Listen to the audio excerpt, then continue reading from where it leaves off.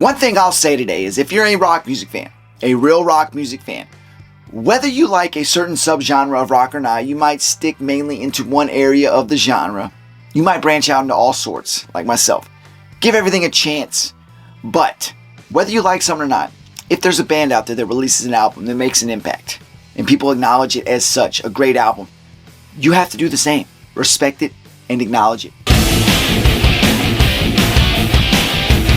What is going on, everybody? Welcome back, music lovers, especially my rock music lovers. That's right. This one's going to be pretty cool, in my opinion. I'm going to start saying that a lot more because I feel like, actually, you know what? I don't even think it's going to matter. You can say that and people are still going to take things so literally. So you know what? F it. This debate right here, I've tried to engage in many, many times. Really never got anybody to bite, which I'm surprised at. But again, I still think this is one, at least people that I've sat down with face to face that can respect the grunge era when it came out and the albums that came out that time by the great bands that were just taking over the world. I've gotten to that debate. But since I've been doing this, people online like to start shit. And I'm surprised nobody's engaged with it because I've mentioned it multiple times on different videos where grunge was the primary topic. But let's see today if we can finally get that engagement and get this debate going. So to start this off, let's go back to August 27th of 1991. That was when the song Smells Like Teen Spirit started getting dished out to radio stations and they started playing it. And surprisingly, mostly overseas at first, it started getting a lot of attention and a lot of people were calling in requesting this song. Who is this? And I want to hear this song again. Understandably so. We all got it. At least, maybe not at that time, but it wouldn't take long for us all to get why people were doing that. Because on September 10th of 1991, just about 2 weeks before the release of Nirvana's Nevermind, Smells Like Teen Spirit was the lead single for the album and just blew up. I mean, it blew up. If you really think back to 1989 when the album Bleach was released by Nirvana, which was produced by none other than Sub Pop Records in Seattle, Washington. Great album. And if you were a part of that, subculture in Seattle that already knew who Nirvana was, you knew what these guys were capable of, or at least you thought, and the very few people that were in the music industry that knew who Nirvana was thought these guys might be capable of getting a chance to get on a major label and do something. But I don't think anybody, even the guys in the band, understood the magnitude of what was about to happen when Smells Like Teen Spirit hit radio airwaves and Nevermind was released. It was going to be massive, and I don't think nobody saw that coming. For Alice in Chains, if you go to August 20th of 1990, that was when they released their debut album, their first full-length studio album, Facelift. Awesome album. Man in the Box, lead single, one of the most amazing songs Alice in Chains has ever done. In fact, you put it on today, it still goes just as hard as it did when it first came out. MTV was giving that song so much run. That song and Sea of Sorrow, two of the biggest hits off that album. I mean, well, it's a great album all around. But obviously two of their biggest mainstream hits were those songs, Man in the Box being number one, hands down. If you turn on MTV and you wanted to see that video at that time, there was a good chance you were going to see it fairly quickly. Because we all know, when I was younger, in the 80s when MTV first started, if you wanted to see a music video, you could sit there all day before you see the video you wanted. You might not see it till the next day. Or you could quickly turn it on, and if it was one of the hot videos and hot songs at that time, you'd probably see it fairly quickly. At the time that Facelift came out, if you wanted to see Man in the Box video, you were going to see it pretty quickly on MTV. But this is where things get a little crazy. Grunge hadn't blown up yet to the magnitude it was going to. I mean, Facelift peaked at number 42 on the Billboard 200. In the first 6 weeks, it sold well over 400,000 copies, which is great for this little band out of Seattle where, like I said, grunge hadn't blew up yet. It was getting close. You fast forward a year, just about a year when Facelift was going to celebrate its 1-year anniversary. That was around the time Nirvana's Nevermind would come out. Now, we know what happened then. Smells Like Teen Spirit starts hitting radio airwaves. Nirvana takes over the world. It is what it is. That's what happened. So fast, so fast. But hey, it's a great moment in rock music history, I think. Now, you fast forward another year when Nirvana was celebrating their 1-year anniversary of Nevermind, still on top of the world. Alice in Chains, on September 29th of 1992, would release their second studio album. This studio album, their second, in my opinion, goes toe-to-toe with Nirvana's Nevermind. And to be honest with you, Alice in Chains' Dirt, I think it would win. So first of all, let's pay respect and acknowledge Nirvana's Nevermind. So iconic. I mean, this album has been certified diamond, sold well over 10 million copies. Absolutely amazing. So amazing. But you look at these songs, the track list from Nevermind. I mean, God, let's pay respect to that because that's an awesome track list. You look at it, you start out with Smells Like Teen Spirit with a bang initially. I mean, off the bat. You go into In Bloom, then Come As You Are, Breed, Lithium, Poly, Territorial Pissings, Drain You, Lounge Act, Stay Away, On a Plane, Something in the Way, and then the hidden track, Endless Nameless. You have 49 minutes and 7 seconds of amazing songs. No doubt. I mean, that's so much respect I paid to Nevermind. Great album. This video is not to bash it at all. It's to acknowledge its greatness. But like I said, the album Dirt by Alice in Chains, in my opinion, it just beats it. Let's transition to Alice in Chains Dirt. This has been certified 5 times platinum, sold well over 5 million copies. You look at it and you say, well, that's half of Nevermind. Yes, it is, but let's think about this. You know, really, when something is put out there, and the promoting of this album was amazing, I mean, no doubt. I honestly believe that's what put it over with where it's at today compared to other grunge albums at that time. It's promoted so well, and it was put out there as the next big thing. The new generation, the new direction music, rock music was going. So everybody was intrigued by it, rightly so. But Dirt is just so amazing. You look at what Nevermind did, that 49 minutes and 7 seconds of amazing tracks. But you look at Dirt. I mean, you start off Dirt with Them Bones. Oh man, such an iconic Alice in Chains song. Then Damn That River, Rain When I Die, Down in a Hole, Sick Man, Rooster, Junkhead, Dirt, Godsmack. And we all know there was a little band that came out in the late 90s, early 2000s that kind of, stole that to name their band. I don't remember what band that was, but Godsmack was a good song.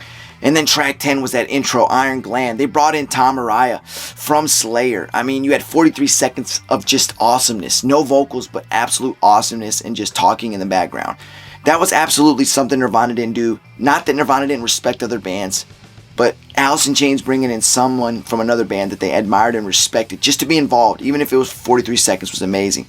And then that intro went right into Hate to Feel, Angry Chair, and Wood. And then at the end, you had 57 minutes and 37 seconds of amazing rock music. I mean, you put those tracks side by side. Yes, there's probably a few more singles off of Nevermind that just have been heard, at least on the radio, over the last almost 30 years. But really, if you're a rock music fan and you put both those albums on, you cannot sit there and tell me from start to finish, they're both amazing, but that Alice in Chains just doesn't hit harder on Dirt. Look at Nirvana's Nevermind. It was definitely put out there. Butch Vig, I mean, one of the most iconic music producers. This album's theme was more to represent, and Kurt put a stamp on it. It was anti-establishment. It was punk rock to the core, because his early influences are some amazing bands. There's no doubt about it. And it was evident there. Kurt still put his stamp on the album, even though it was definitely meant to be put out there by their record company as more radio friendly. And definitely the sound was kicked up a notch by what it would have been had it been produced by Sub Pop Records, which their previous album Bleach was. It definitely was put up 30 notches compared to what it would have been with a different record label. We get all that. And it was great. Some amazing tracks. Kurt did an amazing job. You had a band, a trio, that was just something new, so unique. But you look at Alice in Chains Dirt, a whole different layout for the band. You had a 4-piece band. You had your lead singer, your bassist, your guitarist, and your drummer. The more traditional setup for a band. So that's another thing that Nirvana did different that made them even more unique. But the thing was, nothing against Kurt. Kurt's an amazing. But Lane Staley's vocals and stage presence is second to none. I think he was the best one during that grunge era. Obviously, I think Chris Cornell's vocal range was way better. But Lane Staley's was damn close. And the way he got out there, the way he performed on stage, you just felt it. This guy just got into a whole nother mode. And when it came to the album Dirt, it was very much about the pain of drug addiction. Because you look at all those Seattle bands, heroin ran rapid through all of them. The bands like Nirvana, Alice in Chains, Soundgarden, the bands that got huge. Not as much with Pearl Jam, but hey, that was their guy's choice, right? And they made the right choices, most of them. But even the bands that didn't get big, Mother Love Bone, Green River, these bands, all had members where heroin was heavily involved in their life. It was no different with Lane Staley. And this album, the song Sick Man, Junkhead, these songs were meant to just show you, hey, this ain't no joke. The song Rooster, every song on Dirt was just so emotional. You felt it. And Lane's vocals is what makes it so much better, in my opinion, than Nevermind. Both were produced by big record labels. Both were put out there when grunge was meant to be the new next big thing. Nirvana was there first with Nevermind. Well, before Dirt, but not before Facelift. But, you can't deny either one. But in my opinion, there's so much more going on, so much more depth, so much more feeling with Dirt than with Nevermind. Nevermind, you put on these songs and they're meant to hit hard, and they do. Same thing with Dirt. I just feel like the emotion was there and the realness of what grunge was meant to portray to be. Real. Both real. But man, Dirt, just so much better, in my opinion. To it, I don't think the masses will agree with me. In fact, there might be a very small amount of people out there that do agree with me. But I hope there isn't. I hope there's a lot of people that do feel the same way I feel about these two albums. Both great. Nothing against either one of them. They're freaking iconic albums. Like I said at the beginning, whether you like a band or not, you gotta respect when they drop something that's gonna go down in history as one of the greatest albums of whatever their generation was.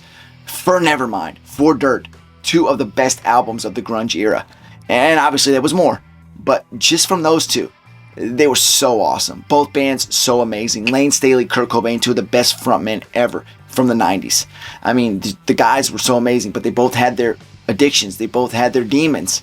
Eventually Lane's took over, but he got to live a little bit longer than Kurt. Kurt's took over too, but there's a little more, I guess I'd say fishiness around his death as opposed to Lane's. Lane's, you just saw it. It was a slow dive down into the grave, and he didn't care. That's what he wanted. He was content with that. Kurt, it's a little different. We don't really know, and I think that's one of the biggest mysteries in rock. And there's quite a few of them out there, but that's one of them. Kurt's death is one of them. But regardless, we lost two amazing frontmen. One in 1994, one in 2006. Really sucks, because it'd be awesome to see Kurt today and what it would have been like. It had Nirvana continued, or had he went on to do something else. I think he would have did something else.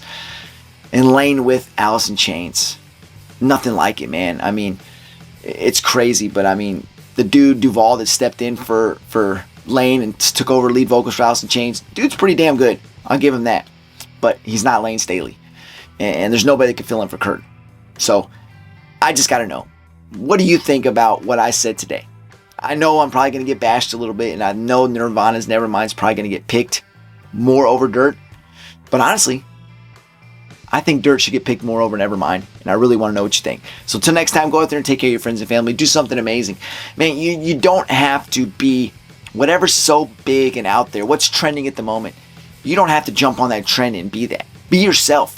It can be similar, but if you show authenticity in yourself, it's just much more respectable than just trying to copy something else and be what that is to get your views, get your likes, get your sales, whatever it is.